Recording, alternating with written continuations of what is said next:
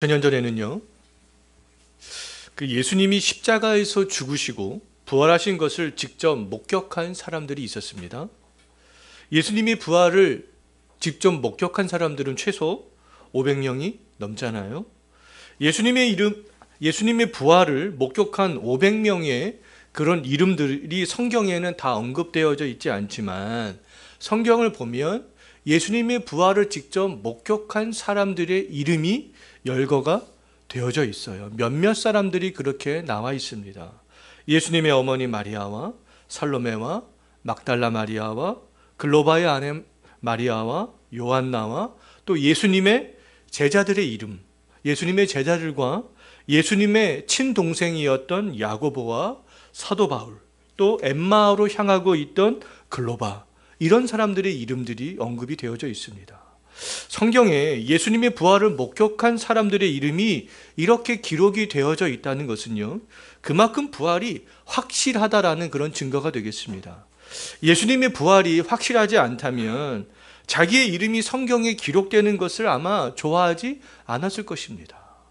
그러나 그들은 기꺼이 부활의 증인으로 성경에 기록되는 것을 찬성했잖아요. 예수님의 부활은 틀림없는 사실이었기 때문에 내가 부활의 증인으로 성경에 기록되는 것들을 기꺼이 그들은 찬성을 할 수가 있었습니다. 오늘 마가복음 또 12절을 보게 되면요, 부활하신 예수님을 목격한 사람들 중에 그 두 명의 인물이 나옵니다. 부활하신 예수님은 시골로 걸어가던 두 사람에게 나타나셨어요. 이 누가복음 24장을 보게 되면요, 두 사람이 향해 가던 시골은 엠마오다라고 그렇게 나와져 있습니다. 엠마오로 향하던 이 두 사람 중에 한 명은 누가복음 또 말씀을 보게 되면 글로바다라고 그렇게 명시가 되어져 있습니다.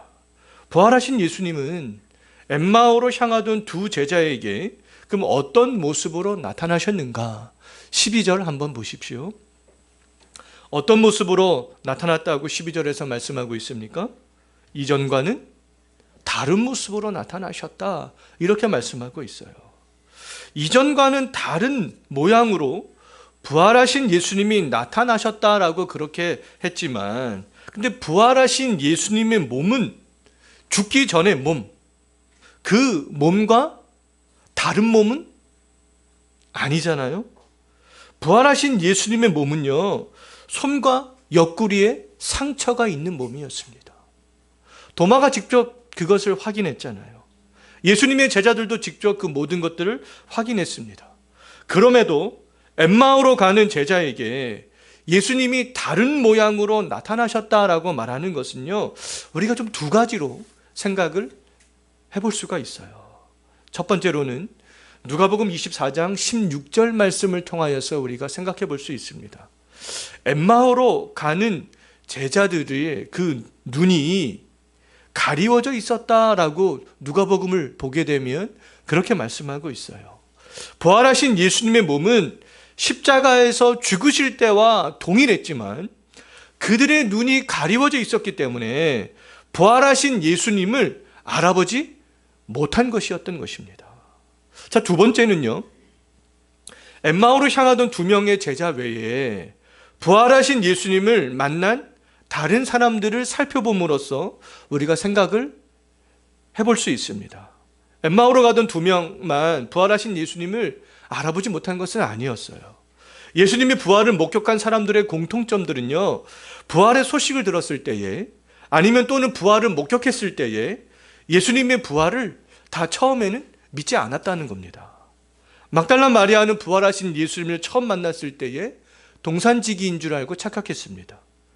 베드로와 도마와 야고보와 요한 외에 그 제자들도 바닷가에서 부활하신 예수님을 만났지만 그 부활하신 예수님인 줄 그들은 다 알아보지 못했다는 거죠. 부활하신 예수님을 알아보지 못한 것은요, 그들의 믿음과 관련이 있습니다. 예수님은 생전에 제자들에게 십자가의 죽음과 부활에 대해서 여러 차례 말씀하신 적이 있었잖아요. 그럼에도 불구하고 제자들은 예수님의 십자가와 부활을 믿지 못했습니다. 실제로 또 예수님이 이렇게 부활하셨지만 그들의 믿음의 상태는 그 이전과 비교해서 나아지지 않았다라고 말할 수 있겠죠. 엠마오로 향하던 두 명의 제자가 부활하신 예수님을 만났을 때에는 심지어 나사렛 예수 그리스도에 대해서 이야기를 하고 있었을 때였습니다. 누가복음 24장 19절 말씀 이하를 보게 되면 그들이 어떤 이야기를 하면서 엠마오를 향하고 있었는지를 알 수가 있어요. 그들은 길을 가면서 예수님의 뛰어난 가르침에 대해서 서로 이야기를 하고 있었습니다. 예수님께서 생전에 우리에게 가르쳐 주신 그런 말씀들, 정말 뛰어나지 않느냐? 정말 위대하지 않느냐? 그런 말씀에 대해서 서로 이야기하면서 걸어가고 있었어요. 또 예수님께서 십자가에 못 박힌 것에 대해서 이야기를 하면서 걸어가고 있었습니다.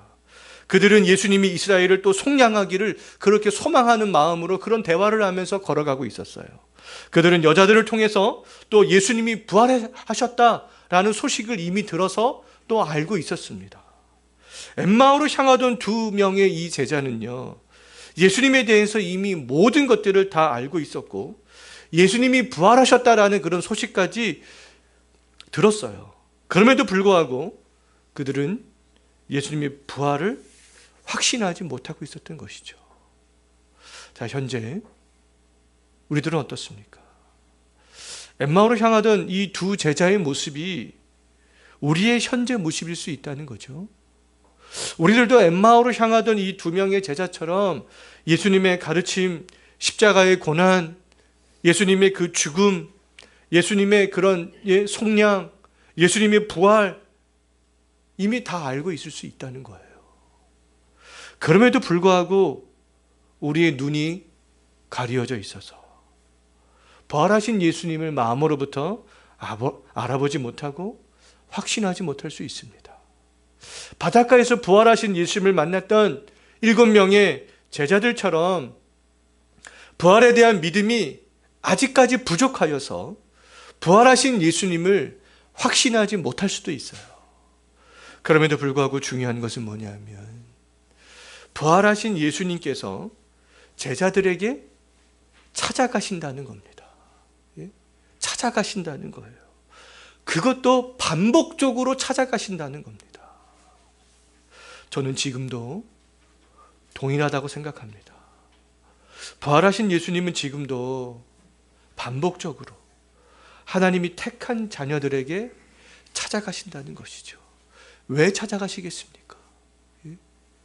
부활을 확신할 수 있도록, 그 부활의 증인으로 살아갈 수 있도록, 그 부활을 믿을 수 있도록 반복적으로 찾아가신다는 거예요. 부활하신 예수님은 제자들이 함께 모여 있을 때에 예수님께서 말씀해 주신 십자가와 부활에 대해서 이야기를 나누고 있을 때에 부활에 하신 예수님을 만나고 싶어 할 때에 찾아가셨다는 것이죠. 지금도 저는 동일하다고 봅니다. 부활하신 예수님에 대해서 우리가 이야기하고 있을 때에 예수님께서 말씀해 주신 그 십자가와 부활에 대한 이야기, 예수님의 가르침에 대한 이야기, 하나님 나라에 대한 이야기를 우리가 듣고 함께 나누고 읽을 때에 찾아오신다는 거예요. 부활하신 예수님이 찾아오셔서 부활하신 예수님을 믿고 확신할 수 있는 그런 은혜를 지금도 여전히 우리에게 주신다는 것이죠. 2000년 전 제자들에게 예수님의 십자가와 부활에 대해서 말씀하시고 부활을 체험케 했던 예수님이 오늘날 우리들에게도 동일하게 말씀하고 있다는 겁니다. 부활하신 예수님은 분명히 세상 끝날까지 우리와 함께 하시겠다 약속하셨잖아요. 예수님은 분명히 우리를 고아처럼 내버려두지 않으시겠다라고 약속하셨습니다. 부활하신 예수님은 지금도 우리와 함께 하실 준비가 되어져 있고요. 함께 하시고 싶은 그런 마음으로 가득 차 있다는 거예요. 그런데 문제는 우리의 영적인 상태가 되겠습니다. 우리의 영적인 상태가 엠마오로 향하던 두 제자처럼 가리워져 있으면 아무리 십자가와 부활에 대해서 많은 말들을 하고 있다 할지라도 부활하신 예수님이 우리에게 찾아오신다 할지라도 그 예수님을 알아볼 수 없다는 것이죠. 부활하신 예수님이 지금도 우리와 함께하고 있다는 그런 사실들을 확신할 수가 없다는 겁니다. 어떻게 하면 우리의 가리워져 있던 영적인 눈이 그럼 열리게 될 수 있겠습니까?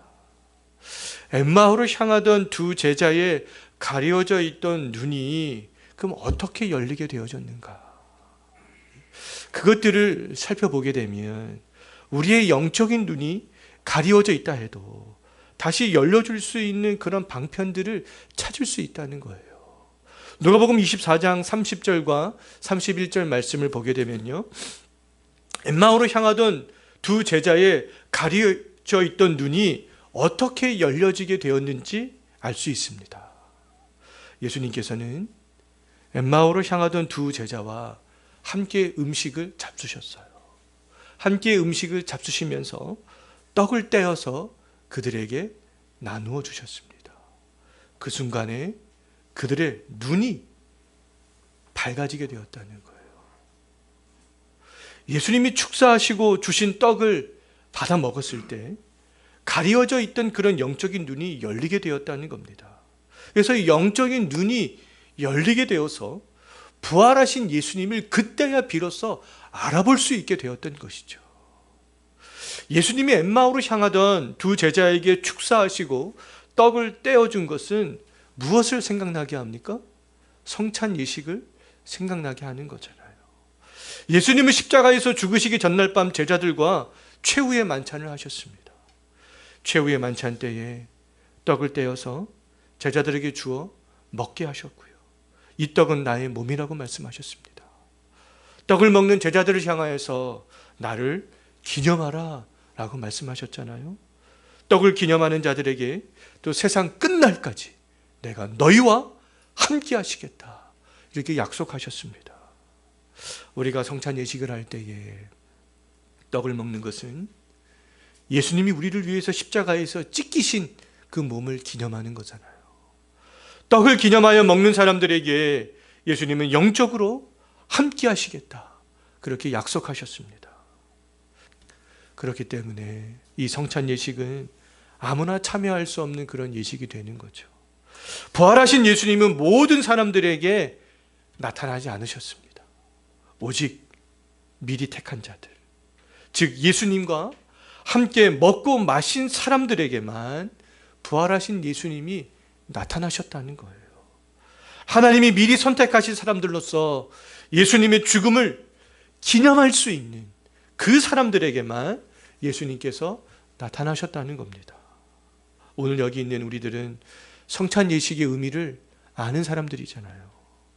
부활하신 예수님을 확신하는 사람들에게 이 성찬 예식은 대단히 의미 있는 시간이 되는 거죠. 성찬 예식에 우리가 참여하면서 예수 그리스도의 그런 십자가의 의미를 깊이 있게 생각을 할 때 그 십자가의 은혜뿐만 아니라 부활에 대한 소망까지 우리가 가질 수 있게 되는 겁니다. 그러면 또 십자가에서 행하신 주 예수 그리스도의 풍성한 은혜가 우리에게 임하여서 정말 가려져 있던 그런 눈이 다시 밝아지게 된다는 거예요. 영적인 눈이 밝아질 때 부활하신 예수님을 확신할 수 있게 될 수 있습니다. 성찬 예식은 이처럼 침체되어 있던 우리의 신앙에 다시 뜨거운 불을 지펴줄 수 있는 그런 중요한 예식이 되겠습니다. 예수님의 찢기신 몸을 먹고 흘리신 피를 먹는 이 성찬 예식은요, 희미했던 부활신앙을 또 다시 뜨겁게 할 수 있게 해주는 그런 예식이 되는 것이죠. 우리가 그런 예식이 된다는 것들을 확신할 수 있어야 되겠습니다. 엠마오로 향하던 제자들이 예수님이 축사하신 이 떡을 먹고 눈이 밝아져서 부활하신 예수님을 알아보게 되었지만 그들의 마음은 이미 예수님께서 엠마오로 향하던 길에서 성경을 풀어 말씀해 주실 때부터 뜨거워져 있었다는 거예요. 엠마오를 향해 갈 때 이 두 명의 제자와 예수님께서 함께 하셨습니다. 그 길을 걸어가던 도중에 예수님께서는 성경에 있는 말씀들을 그 두 명의 제자들에게 풀어주셨다는 거예요. 그 예수님께로부터 그 말씀을 들을 때 그 두 명의 제자는 이미 마음이 어떤 상태였다고요? 뜨거워져 있는 그런 상태였다는 겁니다. 성찬은 이미 말씀을 통하여서 마음이 뜨겁게 달궈진 사람들에게 은혜가 임하는 통로가 되는 거죠. 예? 이 성찬의 의미를 모르고 십자가의 의미를 모르는 사람들이 성찬에 참여하면 이 성찬의 효력은 아무런 효력을 발휘하지를 못하는 겁니다. 이 십자가의 의미를 알지 못하는 사람들은 성찬에 참여해도 아무런 은혜를 느낄 수가 없게 되는 것이죠. 엠마오로 향하던 두 명의 제자에게 예수님이 그럼 하신 성경 말씀은 뭐냐 하면 이거 역시 누가복음 24장을 보면 잘 나와 있는데요. 십자가의 이야기였습니다. 또 모세를 비롯해서 구약에 있는 많은 선지자들이 이야기했던, 예언했던 예수님에 대한 말씀이었어요. 십자가와 예수님에 대한 말씀을 예수님께서 제자들에게 이미 하셨을 때에 제자들은 그 이야기를 듣고 마음이 뜨거워져 있었던 그런 상태였다는 거예요. 두 명의 제자들은 예수님 자신에 관한 이야기를 예수님께 듣고 마음이 뜨거워졌습니다. 우리가 이 부활신앙을 갖는 그러한 제자들은요, 우리가 어떤 세상의 이야기로 우리의 마음이 뜨거워지는 것이 아니잖아요. 우리의 마음이 어떻게 하면 뜨거워질 수 있겠습니까? 우리의 마음이 하나님을 향하여서 뜨거워질 수 있는 방편은요, 예수님에 대한 이야기라는 거예요. 십자가에 대한 이야기라는 겁니다. 부활에 대한 이야기라는 거예요. 우리가 그 이야기를 들을 때 우리의 마음이 뜨거워질 수 있습니다. 우리의 마음이 하나님께로 향하게 될 수 있어요.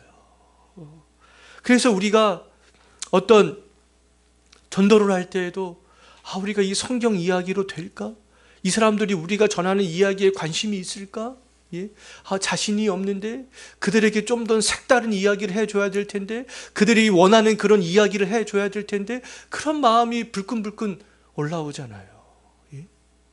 그런데 그러한 이야기를 듣고 그러한 인간적인 이야기를 듣고 그들이 원하는 이야기를 해준다고 해서 그들의 마음이 하나님을 향하여서 뜨거워질 수 없다는 겁니다. 예. 오직 불신자들의 마음, 또 우리 성도들의 마음을 뜨겁게 해줄 수 있는 그런 유일한 말씀은 성경 이야기라는 거예요. 예수님에 대한 이야기라는 겁니다. 우리가 그것을 확신을 가지고 이야기할 수 있었으면 좋겠습니다.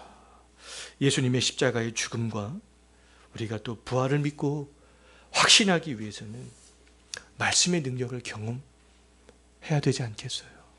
말씀의 능력을 경험해야 됩니다. 그래서 히브리서 기자는 하나님의 말씀은 살아있고 활력이 있어서 좌우에 날선 어떤 검보다도 예리하여 혼과 영과 및 관절과 골수를 찔러 쪼개기까지 하며 또 우리의 마음의 생각과 그 뜻을 판단할 수 있다. 무엇이요? 하나님의 말씀이에요. 그러한 능력을 가지고 있다는 거예요. 다윗은 하나님의 말씀을 많은 금보다 더 내가 더 사모하며 꿀보다 더 달다라고 그렇게 고백하고 있잖아요.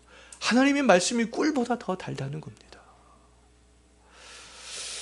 하나님의 말씀을 들을 때 마음이 뜨거워지는 경험을 단 한 번도 해보지 못했다면 그럼 우리가 어떻게 하면 되겠습니까? 제가 처음에도 말씀을 드렸지만 더욱더 말씀 앞으로 나와야 되는 거예요. 엠마오로 향하던 제자들이 어떤 이야기를 하고 있었어요? 예수님에 대한 이야기, 십자가에 대한 이야기를 하고 있었잖아요. 그때 예수님께서 그러한 이야기를 풀어서 설명해 주실 때 그들이 마음이 뜨거워질 수 있었습니다. 그럼 우리들 역시 하나님의 말씀이 선포되는 그곳으로 나와야 되겠잖아요. 하나님의 말씀이 들을 수 있는 그곳으로 나와야 되는 것이죠. 말씀 앞으로 나와야 되는 것입니다. 그 말씀을 들을 때 성령께서 역사하심을 통하여서 우리의 마음이 뜨거워짐을 경험할 수 있게 되는 것이죠. 말씀은 하나님이 우리에게 주신 첫 번째 은혜의 방편이 되는 거잖아요. 두 번째 은혜의 방편은 뭡니까? 성례가 되는 것이죠. 성례. 세 번째 은혜의 방편은 뭐예요? 기도가 되는 거잖아요. 이것이 다 하나님께서 우리에게 은혜를 주시는 방편이라는 겁니다. 근데 그 중에 가장 중요한 은혜의 방편, 바로 이 말씀이라는 것이죠. 말씀 없이 성례에 참여하고 말씀 없이 기도에 참여하는 것은 무의미하다는 거예요.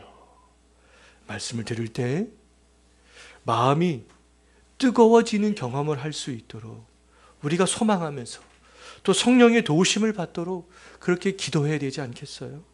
성령께서 우리의 마음을 열어서 그 성경을 깨달을 수 있는 은혜를 허락해 주시도록 그렇게 기도할 수 있어야 되지 않겠습니까? 말씀을 듣고 읽고 또 목사를 통하여서 해석되어진 그런 말씀을 읽을 때에 우리들 역시 이 두 명의 제자들처럼 우리의 심령이 정말 뜨거워짐을 경험할 수 있도록 그런 우리가 기대감을 가져야 되지 않겠습니까? 이 제자들도 한 번에 부활에 대한 믿음을 가졌던 것이 아니었습니다.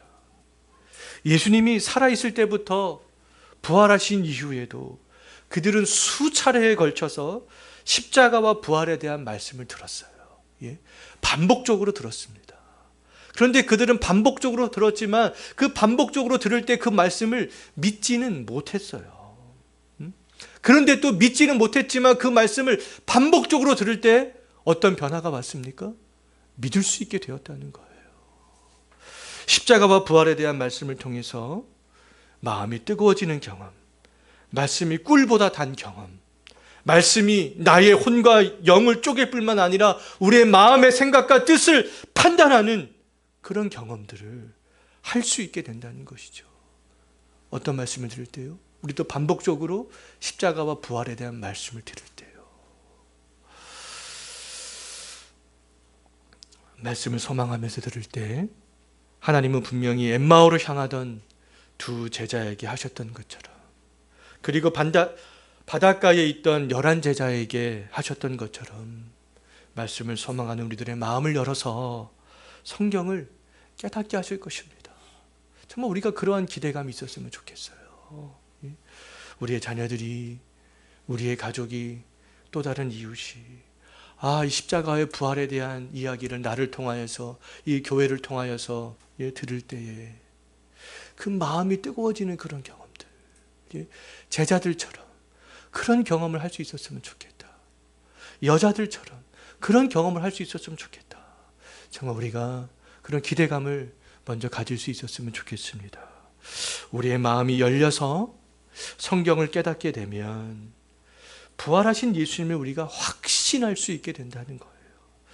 부활하신 예수님을 우리가 확신하게 되면 이제는 이전과는 완전히 다른 삶을 살게 된다는 겁니다.